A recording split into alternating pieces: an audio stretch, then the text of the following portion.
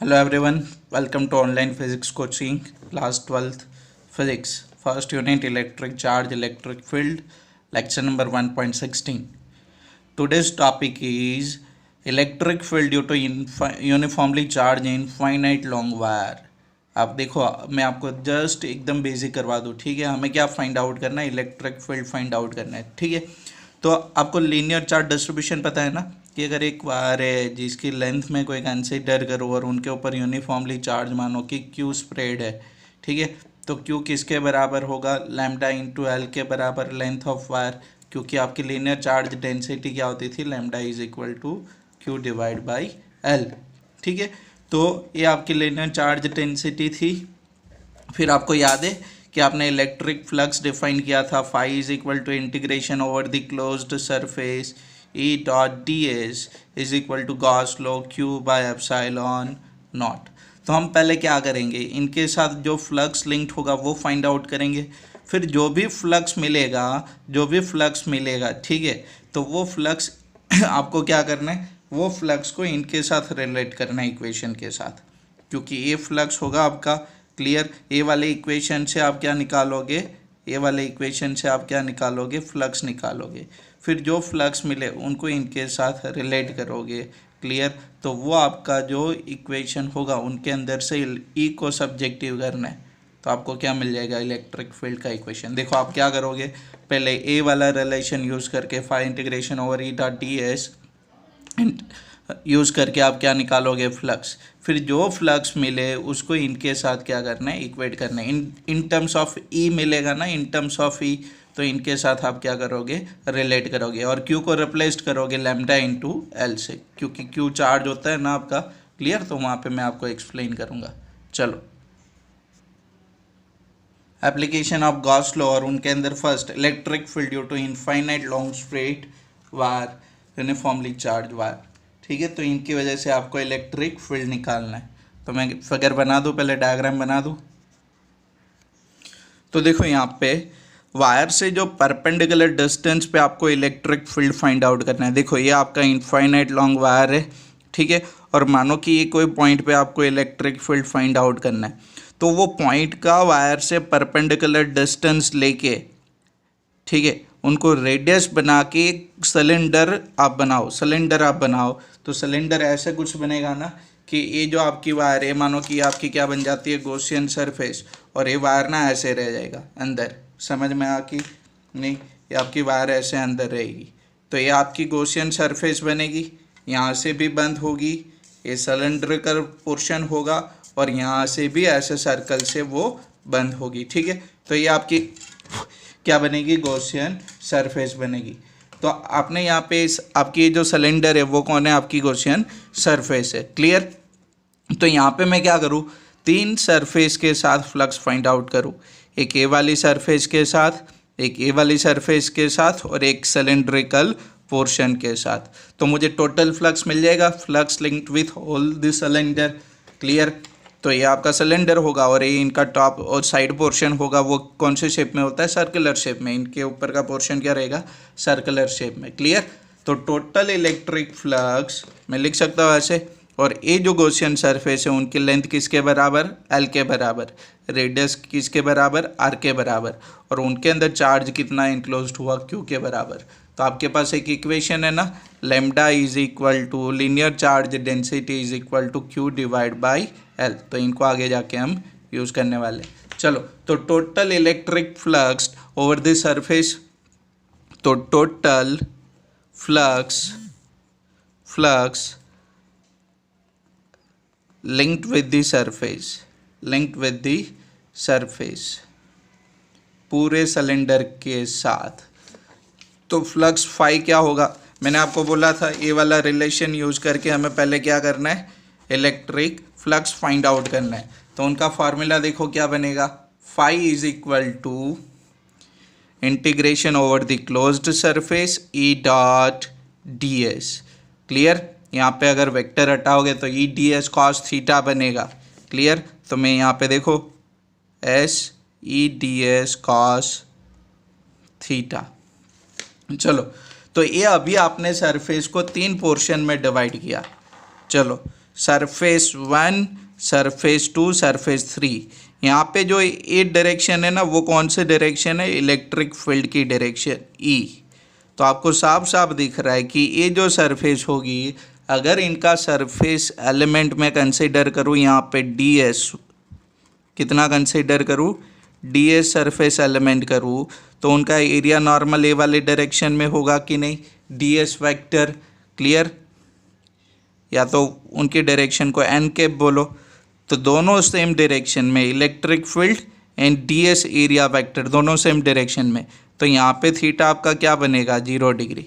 फिर ए वाली साइड पे देखो, सेम एरिया वाला एक एरिया एलिमेंट में यहाँ पे कंसिडर करूँ, तो उनका जो एरिया नॉर्मल होगा वो ए वाले डायरेक्शन में होगा कि नहीं? D S vector. Electric field आपका ए वाले डायरेक्शन में होगा, या तो डाउनवर्ड डायरेक्शन कंसिडर करो, तो थीटा क्या होगा? 90 डिग्री। फिर सेम एरिया एलिमेंट में यहाँ पे कंसिडर करो एक, तो उनके लिए भी देखो टी एस वैक्टर ए वाले डायरेक्शन में, फील्ड परपेंडिकुलर है, थीटा क्या बनेगा? 90 डिग्री। तो आपको पता है ई डेल्टा एस कॉस थीटा, तो वहाँ पे फ्लक्स आपका क्या बनता था? 0, जब थीटा 90 डिग्री हो तब। लेकिन मैं इनको करके दिखाता हूँ स्टेप बाय स्टेप, जैसे हमने नोट्स में किया था। क्लियर?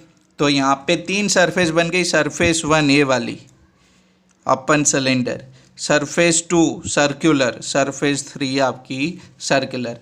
क्लियर? तो surface 1 E D S cos theta, इनके लिए थीटा क्या होगा? 0, तो cos 0 plus integration over surface 2 ए वाली, थीटा क्या होगा? 90 डिग्री। फिर थर्ड सरफेस आपकी क्या होगी? अगेन उनके साथ एंगल क्या होगा? Surface 3 E D S cos 90 degree. समझ में आया कि नहीं आपको? चलो, तो ये तो क्या होगा? दोनों 0 0, तो आपका इक्वेशन क्या बनेगा? Surface 1 E D S cos 0 is 1।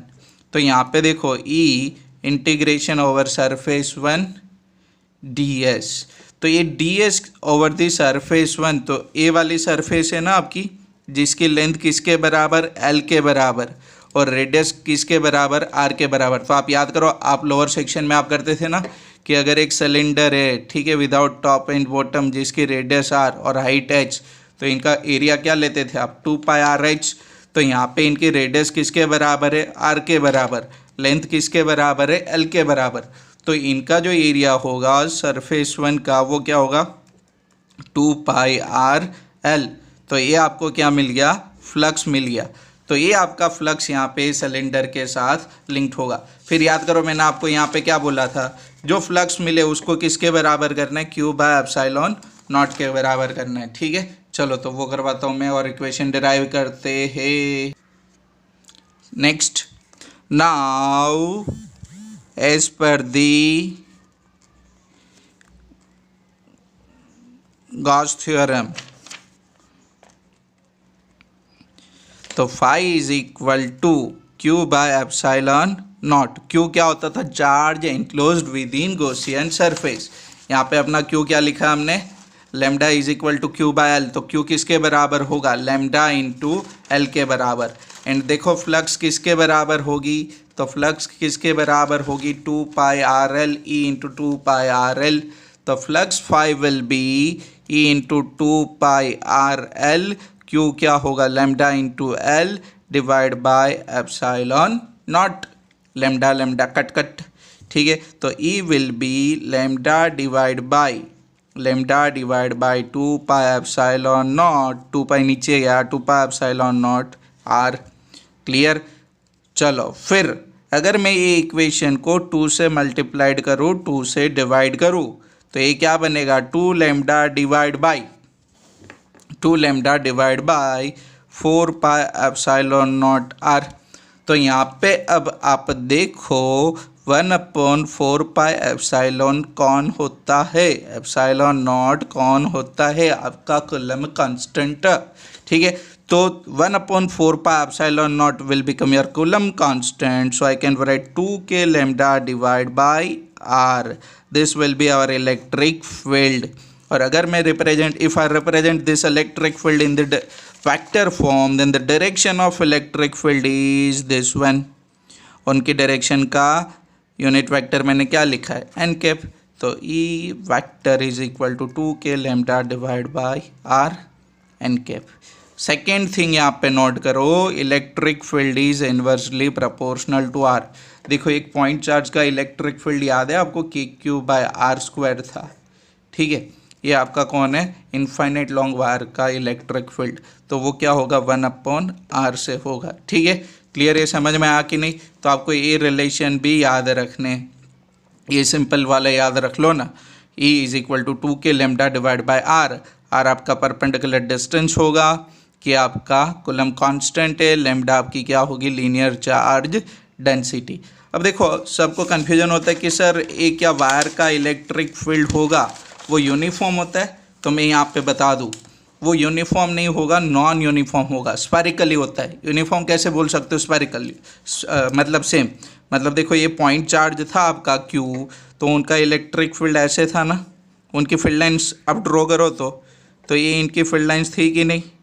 Clear, देखो यहाँ पे ऐसे ये पॉइंट चार्ज का इलेक्ट्रिक फील्ड था, यहाँ से r डिस्टेंस पे सेम इलेक्ट्रिक फील्ड, वही डिस्टेंस अगर r यहाँ पे लो तो सेम इलेक्ट्रिक फील्ड, वही डिस्टेंस यहाँ पे r लो तो सेम इलेक्ट्रिक फील्ड, यहाँ पे सेम।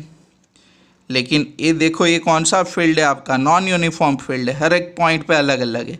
दूर जाओगे तो 1/r² से कम होगा। तो यहाँ पे देखो, अगर मैं यहाँ पे देखो ये मानो कि आपका एक वायर कंसिडर कर लो, तो मानो कि ये वायर की एक पॉइंट कंसिडर करो यहाँ पे, तो यहाँ से फील्ड लाइन ऐसे भी निकलेगी, यहाँ से ऐसे भी निकलेगी, ऐसे भी निकलेगी, ठीक है। तो इनका जो इलेक्ट्रिक फील्ड होगा वो कौन सा होगा, नॉन यूनिफॉर्म इलेक्ट्रिक फील्ड होगा। और वो कौन से रिलेशन से कम होगा, 1/r वाले रिलेशन से कम होगा। क्लियर, समझ में आ कि नहीं आप सबको। चलो, तो ये जो इलेक्ट्रिक फील्ड है, electric field of infinite long wire, तो उनके बेसिस पे जो न्यूमेरिकल है उनको कैलकुलेट करते हैं।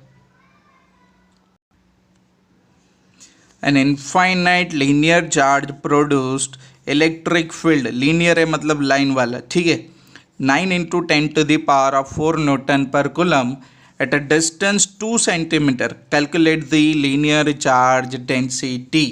क्लियर, चलो तो यहाँ पे ध्यान दो, आपको बोला लीनियर चार्ज डिस्ट्रीब्यूशन, तो मानो कि लीनियर चार्ज डिस्ट्रीब्यूशन है, ठीक है। तो ये जो डिस्टेंस 2 सेंटीमीटर बोला है ना, वो उनसे परपेंडिकुलर डिस्टेंस है। क्लियर, तो ये आपका डिस्टेंस 2 सेंटीमीटर जो अपना रेडियस था गॉसियन सरफेस में, अभी जो थ्योरेटिकल टॉपिक है उसके अंदर, तो आपको तो सिंपल क्या करना है, इक्वेशन अप्लाई करना है। तो 2 × 10⁻⁻2 मीटर, ये क्या किया मैंने, सेंटीमीटर को मीटर में कन्वर्ट किया। You know the equation that electric field due to infinite long charge wire 2k lambda divide by r। Electric field given है, r गिवन है, कि आपको पता है लैम्डा फाइंड आउट करना है, तो lambda will be ER divide by 2k। Electric field is given 9 × 10⁴ newton per coulomb, radius 2 × 10⁻⁻2 divide by 2k, 2 × coulomb constant, 9 × 10⁻9। तो लैम्डा लीनियर चार्ज डेंसिटी आपको क्या मिलेगी, कूलम पर मीटर के अंदर मिलेगी, और कितनी मिलेगी, तो ये जो लीनियर चार्ज डेंसिटी है 10⁻⁻7 कूलम पर मीटर।